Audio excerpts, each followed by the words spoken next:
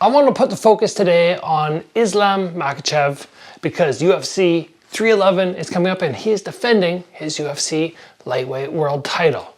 He is very often known for his groundwork, but his striking skills are nothing to be scoffed at. There are three elements, three techniques that he has thrown in past fights, which have just worked great for him, that I want to share with you today so we can all try and add these to our arsenal. So Islam's striking skills, they're no joke, right? You have to look at some of these guys who are very well known for their groundwork, their ground and pound, their control, and go, how are they still doing in the striking element? He does great, really well.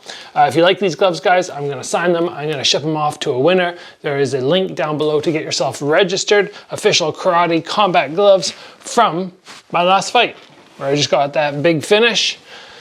They can be yours. So first thing that I want to talk about Islam is his ability to go with his jab and his cross incredibly fast. It's like boom, boom. And very often when we step in, it's kind of ba, ba. We have that little break between punches because we don't want to have both arms out and our head completely exposed. But you can see from this clip that he uses the jab more as a fake. And instead of having that traditional timing, 1, 2, it's kind of like that. And there's more likelihood in that of course you're going to create an opening because the person is already dealing with the jab and they can't very well do both at the same time. You commit to one, but then there's that hole down the middle for the second. And I play around with this very often. I have decided personally that I am not somebody who likes to have that really fast pace. I prefer the proper 1, 2, but you can still play with that really fast to top. You can hear it. Just make sure you still cover yourself up appropriately and you don't, lift your chin and get really out of position as you do it because you do expose yourself more.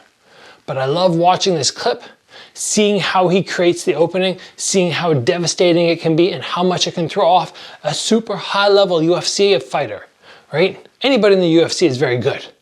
Somebody that Islam is fighting is going to be very good. So the fact that this works just shows that we can actually add it to our arsenal. And it does have a good chance of being successful. The next thing which I want to do, I'm going to do this out of my regular stance here, but I want to focus on when he throws his cross, how he steps through after. So if I throw my jab and I was at this kind of range, but my opponent backs up and all of a sudden I'm at this range, now what do I do from here? Do I stop or do I lean forward, throw, but then have to step through after? This is something that we saw Floyd Mayweather would do very often. He would be at this range here, which looks like, he's completely out of distance, and he'd put his head in front of his front foot, which you would think, is technically incorrect, but that would bring him into punch range, and then he would roll under. We don't see Islam do the roll under, but he does first start off by using the jab and then hit, and then he's landing that follow-up shot. This allows you to cover so much distance without having to be one of the karate style fighters who will be out here and just sort of spring in. You still get to disguise it behind that jab. Just the big key on this is figuring out the timing between when the punch lands and when the foot steps down. You absolutely can come right through and have your foot land as the punch goes, but that's different than what he's doing.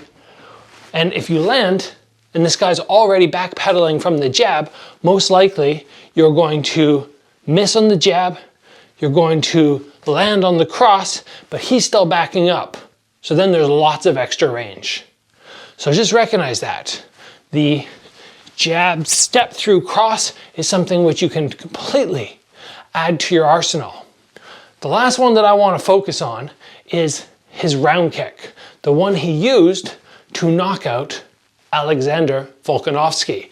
Now, when we see the clip, we go, Volkanovski's hand looks like it's high. How does he still land this? It's not like Volkanovski has his hand here and he goes way over top. He changes the angle of his kick.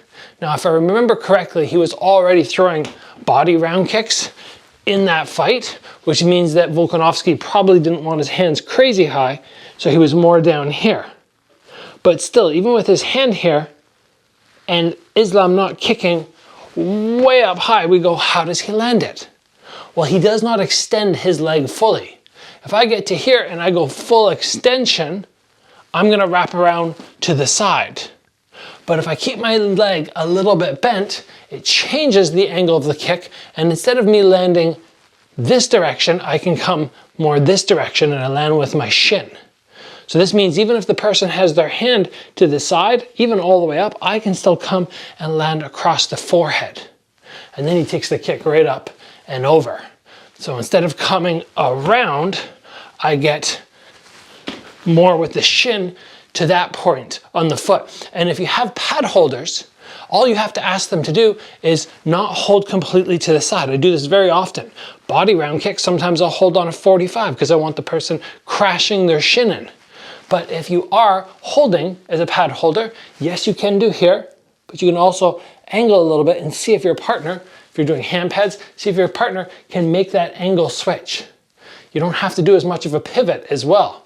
Whereas when I wrap around, I like the big pivot, but when I do this one, I can just kind of keep my foot a little bit more square on.